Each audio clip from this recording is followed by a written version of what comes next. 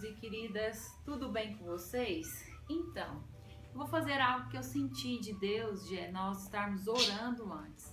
Porque eu estou aqui cumprindo o ID do Senhor, então eu vou orar para que Ele fale com vocês, não eu, amém? Senhor Jesus, eu me ponho aqui diante do Teu altar, Pai, que não seja eu a falar, mas que seja o Espírito Santo do Senhor através da minha vida. Vou fazer isso sempre, tá bom? Então, eu não sei se eu falo aqui ou aqui, mas eu vou pôr aqui. É o seguinte, o tema hoje é muito delicado, é sobre tentaram me fazer suicidar. Por que veio esse clique do Espírito Santo a falar? Nós estamos vivendo um momento aí de jovens se suicidando por causa de um jogo, no momento de baleia azul. Não foi o primeiro e não será o último. Amém que ele seja proibido, que até o nosso deputado Fábio Souza está tentando barrar ele aí, mas as famílias fiquem em alerta. Independente do jogo existir ou não, os seus filhos estão sendo influenciados a suicidarem, não é por causa do jogo, é por causa de uma brecha emocional que existe dentro deles, por conflitos que eles passam. E é isso que eu vou passar para vocês, porque eu passei vários conflitos em várias fases da minha vida. Eu não suicidei primeiro pelo meu compromisso, minha aliança que eu tenho com Deus, que eu tinha vergonha de envergonhar o nome de Deus se eu fizesse esse ato de suicidar. E depois aos meus pais, que confiavam em mim, que me admiravam, que tinham orgulho da minha pessoa e que me supriam. Mesmo num lar totalmente desestruturado que eu vim, mas eles tiveram essa sabedoria e isso me respaldou a não fazer nada errado na minha vida. Então, eu quero falar com vocês, pais. Se alertem. Os adolescentes passam por vários conflitos. É interessante que antes de eu ser adolescente, criança ainda, querendo chamar a atenção dos meus pais, porque eles tinham separado, antes deles separarem, nos conflitos que eles estavam passando, eu vivia falando que eu queria sair de casa, ia arrumar minha malinha para sair de casa, quando minha mãe brigava comigo. E minha mãe sempre me corrigiu. Mas uma vez eu falei para minha mãe que eu queria morrer. Irmãos, eu era criança. Eu não lembro da minha mãe me bater tanto na vida. Eu fiquei com as pernas roxas, marcadas e ia para uma festa. E aí minha mãe falou, você vai de saia. Você vai de saia pra você passar vergonha e explicar o porquê que você apanhou, que você falou que queria se matar. Que você queria morrer. Só que eu era criança. Isso não funciona com adolescente. Pra mim foi ótimo, porque depois de vários anos que eu fui passar por esse mesmo conflito, mas foi muito espiritual devido a uma brecha emocional, vocês vão entender. Aí, falando das minhas fases, dos meus desgastes, dos meus conflitos emocionais, quando eu passei para o ensino médio, eu passei por um colégio muito difícil em Goiânia. Eu nunca fui estudar muito em casa, mas sempre fui certinha, com tarefa de matar a aula. E saía bem, conseguia ir bem, não tinha recuperação. Quando eu cheguei para esse colégio novo, eu me senti frustrada. Por quê? Porque eu não conseguia acompanhar o ritmo das listas que tinham e essa frustração só abria um buraco de sentimento de desprezo, de sentindo péssimo, como meus amigos davam conta e eu não dava conta, estava passando por conflitos emocionais de autoestima por causa da adolescência, com namorico, de aceitações. No segundo ano, eu achei que eu estava surtando, que eu não conseguia concentrar para fazer tarefa, não conseguia concentrar para fazer prova. E mais uma vez minha mãe foi assertiva. Nós tínhamos diálogo, sempre teve-se muito diálogo lá em casa, transparência, e eu compartilhei isso com ela. E aí ela, muito assertiva, me procurou a ajuda de psicólogos. E também, além da igreja, que é o mais importante, Deus. Só que como somos corpo, alma e espírito, nós temos que cobrir todo o âmbito.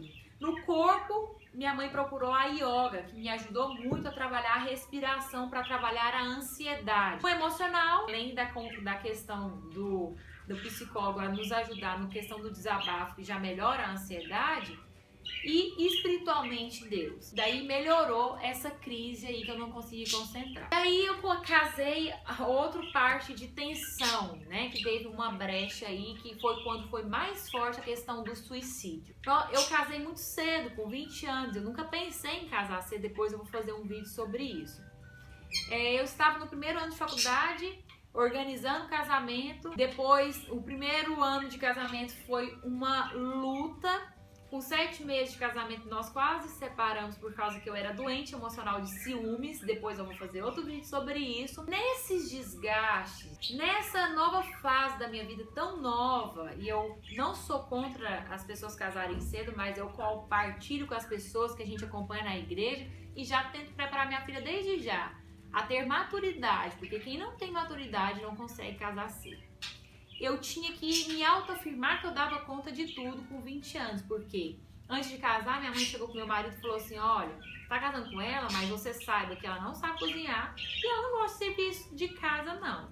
Eu tentei ensinar, mas ela não aprendeu. Então, a minha mãe brincava com meu esposo assim: estou te falando antes para depois você não querer me devolver ela, né? E aí, isso foi uma pressão para mim. Pra eu provar pros meus pais que eu dava conta de casar com 20 anos, né? E aí, além disso, meu esposo já tinha um grupo de estudo bíblico na igreja e ele sempre falou que queria a esposa dele sendo líder. Eu já tinha o coração de líder. Mas pra mim, foi pesado espiritualmente porque as pessoas que ele acompanhava no grupo eram casadas muitos anos e eram mais velhas do que eu. Então eu tinha que manter uma pose que eu passasse respeito, que eu conquistasse a confiança das pessoas. Isso foi pesado para mim emocionalmente. Mas aí o mais pesado da brecha emocional para vir as pressões espirituais para levar eu querer suicidar foi que nós passamos uma luta muito grande no casamento, no primeiro ano de casado. Dentro dessa brecha, dessa pressão, aí o diabo aproveitou o espaço.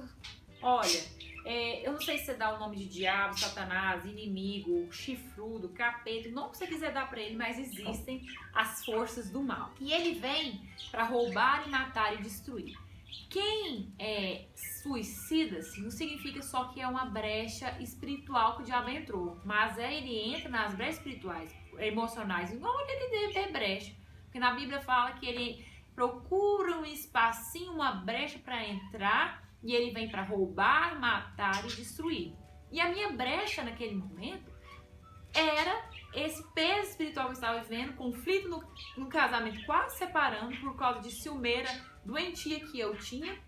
E aí o diabo falava assim no meu ouvido: vai, pula aí do prédio para envergonhar ele, para ele se sentir culpado, para destruir a vida dele.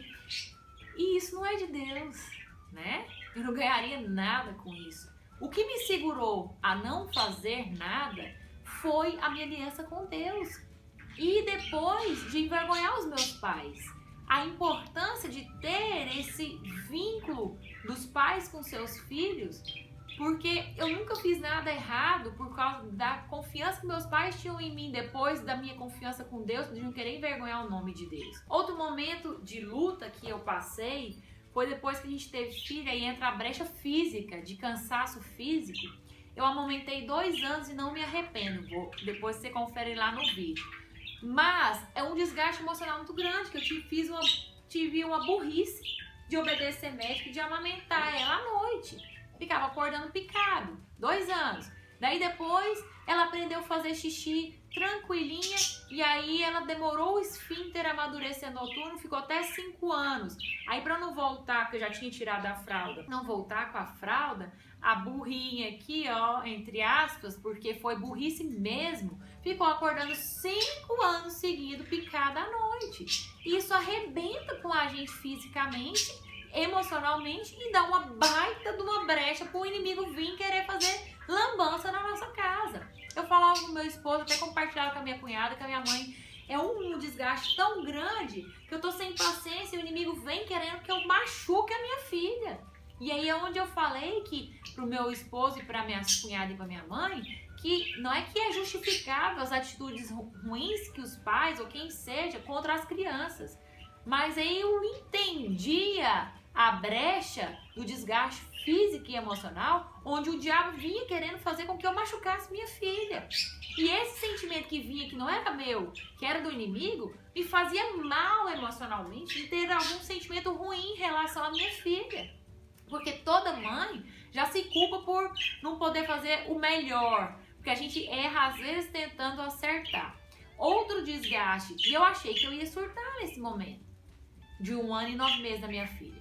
Aí entrou o momento depois, antes desses 5 anos aí, de 4 anos e 9 meses, porque aí ela passou por ajuste de dormir. Então teve problema de desmamar. Mas aí foi de 2 anos a 4 anos e 9 meses, eu e meu esposo intercalando de fazer ela dormir.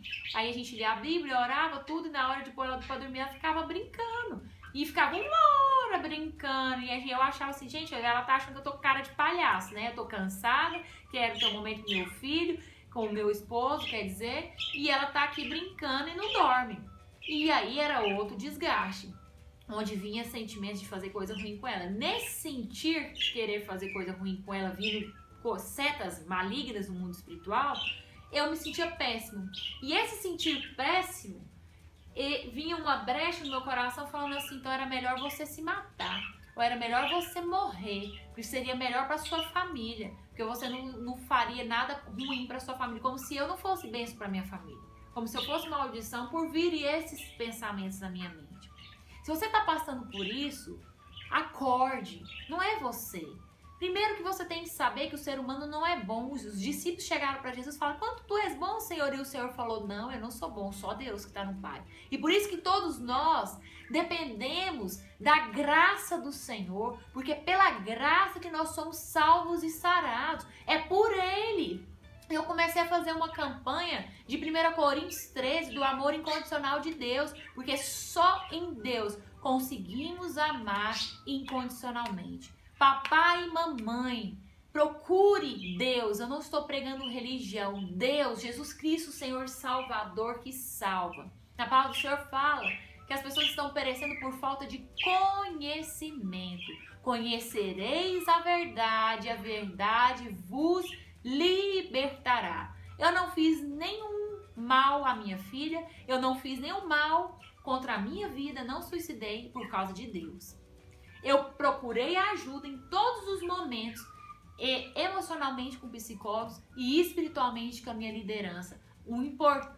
A importância de você ter esse apoio no seu corpo, na sua alma e no seu espírito. Deus faz milagre? Faz. Mas usa as pessoas, médicos para nos dar vida em abundância no corpo, os psicólogos e psiquiatras para nos dar vida em abundância no emocional e os líderes espirituais debaixo da palavra do Senhor no mundo espiritual. Deus abençoe você e sua família, que o Senhor traga luz na sua vida, vida em abundância e te liberte de qualquer mal, de qualquer intento maligno que queira roubar a sua vida. Vamos fazer um combinado? Você ora pela minha família e eu oro pela sua família. Deixe seu like, compartilhe, se inscrevam.